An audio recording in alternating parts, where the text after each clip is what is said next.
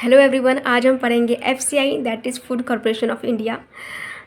तो सबसे पहले मैं ये बता दूं कि ऐसे पढ़ने का प्लस पॉइंट ये होता है कि आपको अलग से नोट्स बनाने की ज़रूरत नहीं पड़ती है। आपको जो भी रिक्वायर्ड इन्फॉर्मेशन है वो भी मिल जाएगा एंड प्लस आपका कितना नोट्स होना चाहिए एंड क्या क्या इन्फॉर्मेशन होना चाहिए दोनों एक जगह मिल जाएगी। So let's start.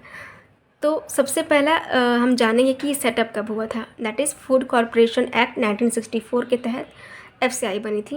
एंड इसका कुछ अगर हिस्टोरिकल बैकग्राउंड जाने कि इस 1964 के समय ही क्यों बनी थी, तो 1962 में इंडो चाइना वार हुआ था एंड 1965 में इंडो पाक वार हुआ था। तो उस समय जो फूड क्राइसिस थी हमारे देश में बहुत ज़्यादा बढ़ गई थी और यहाँ तक कि हम दूसरे कंट्रीज़ पर डिपेंडेंट भी हो गए थे फूड ग्रेन्स के लिए। तो उस समय बहुत ही ज़ोरों शोरों से ग्रीन रेवोल्यूशन लाया गया प्लस एफसीआई का गठन किया गया। तो इसके ऑब्जेक्टिव पे आते हैं। तो effective price support operation for safeguarding the interest of the farmer. पहला इसका ऑब्जेक्टिव है कि एक तरह से ये प्राइस सपोर्ट देती है फार्मर्स को कि एक फ़िक्स प्राइस पे फार्मर्स अपने ग्रेन्स को बेचेगा गवर्नमेंट को। दूसरा है distribution of food grains through out the country for public distribution system. Public distribution system में भी एफसीआई का बहुत बड़ा रोल है, वो हम जानेंगे आगे। That is maintaining satisfactory level of operational and buffer stocks of food grains to ensure national food security. एक बफर स्टॉक का भी काम करती है कि अगर कोई भी क्लामिटीज़ आ जाती है या फिर कोई भी ऐसे नेचुरल डिज़ास्टर आ जाते हैं तो हमारे पास इतना फूड ग्रेन्स इकट्ठा या फिर स्टोर रहेंगे कि भूखमरी जैसा चीज़ों का सामना नहीं करना पड़े। तो हमारे गवर्नमेंट के पास काफ़ी अच्छे स्टॉक्स होते हैं। The next is FCI has played a significant role in India's success in transforming the crisis management oriented food security into a stable security system. एक ऐसे देश है जहाँ पे फूड स्कार्सिटी बहुत ज़्यादा था, वहाँ पे हम फूड सिक्योरिटी अब हो गए हैं। एक तरह से ये बहुत ज़्यादा सिग्निफिकेंट रोल प्ले किया एफसीआई ने, जहाँ पे हम सिर्फ अपने ही देश की भुखमरी को नहीं बल्कि हमारे पास इतना स्टॉक है, इतना स्टोर है कि हम अगर किसी दूसरे देश में भी कोई डिज़ास्टर आता है या फिर कोई नेचुरल कैलामिटीज़ होती है तो वहाँ पे भी हम एक तरह से फूड ग्रेन्स का सपोर्ट प्रोवाइड करते हैं। तो हम इतने सक्षम हो गए हैं। तो एक तरह से सबसे पहला इसका रोल क्या है, एक फ़िक्स प्राइस देना, फार्मर्स को प्राइस सपोर्ट देना। दूसरा है पब्लिक डिस्ट्रीब्यूशन में एंड तीसरा है दैट इज़ बफर स्टॉक। चौथा एक तरह से कह सकते हैं कि एक सिक्योरिटी सिस्टम बना दिया गया है कि हम सिर्फ अपने देश का नहीं बल्कि दूसरे देशों का भी एक तरह से हम मैनेज कर लेते हैं। FCI is a public sector undertaking under department of food and public distribution, ministry of consumer affairs, food and public distribution. FCI किस डिपार्टमेंट के अंडर आता है, वो है department of food and public distribution. And किस ministry के under आता है, वो है ministry of consumer affairs, food and public distribution. Okay, अब जानते हैं एफसीआई क्या है। FCI is a statutory body that is एक legal body setup in 1965 under food corporation act 1964. It was established against the backdrop of major shortage of grains, especially wheat. Okay, ये हम ऊपर पढ़ चुके हैं, right. Simultaneously commission for agricultural cost and prices CACP was created in 1965 to recommend remunerative prices to farmers, that is MSP।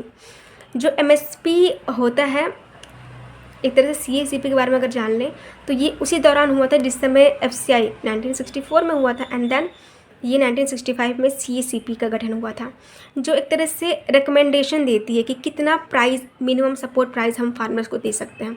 तो जो recommendation होती है वो CACP करती है।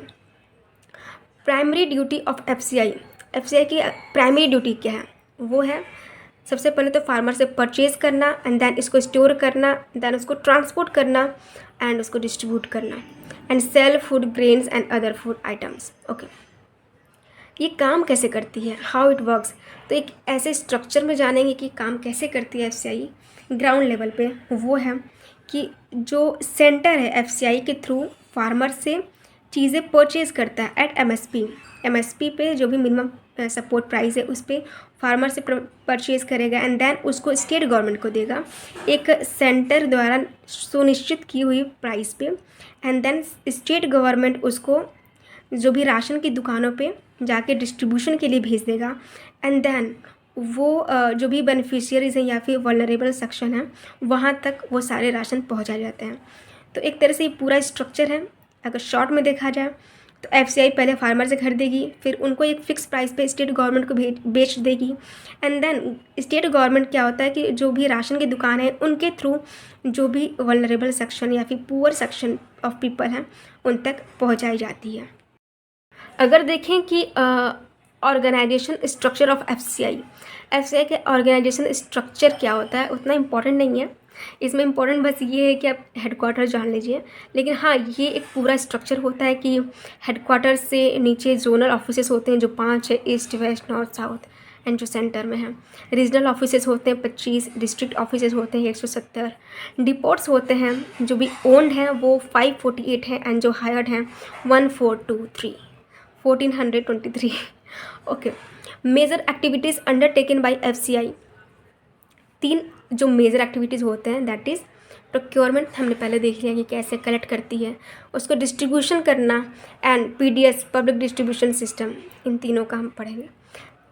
Procurement, purchasing food grains that is at MSP from farmers. Second is distribution. FCI meets requirement of TPDS, that is targeted public distribution system, through grain procured which we issued at central issues price fixed by the government. FCI delivers food grains to state government agency, और फिर state agencies क्या होती हैं, एक तरह से जो भी राशन की दुकानें हैं उन पे डिस्ट्रीब्यूशन के लिए भेज देती हैं। And the next is public distribution system. अच्छा, ये पब्लिक डिस्ट्रीब्यूशन सिस्टम आखिर किसके अंडर में आता है, स्टेट या सेंटर?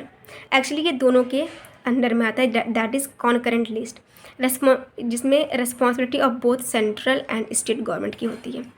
सेंट्रल गवर्नमेंट क्या होता है कि through FCI has assumed the responsibility for procurement, storage, transportation and bulk allocation of food grains to the state.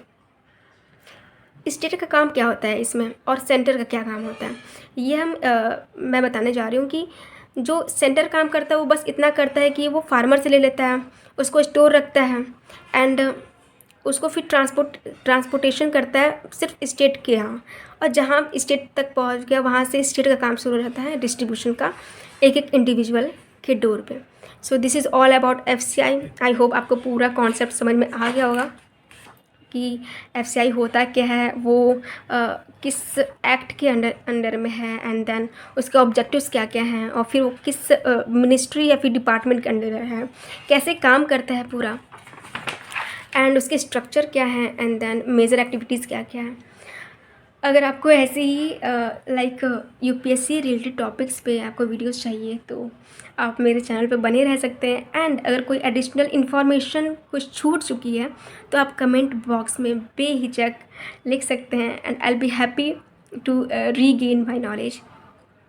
Thank you so much for watching my videos and stay tuned to my channel. Bye bye.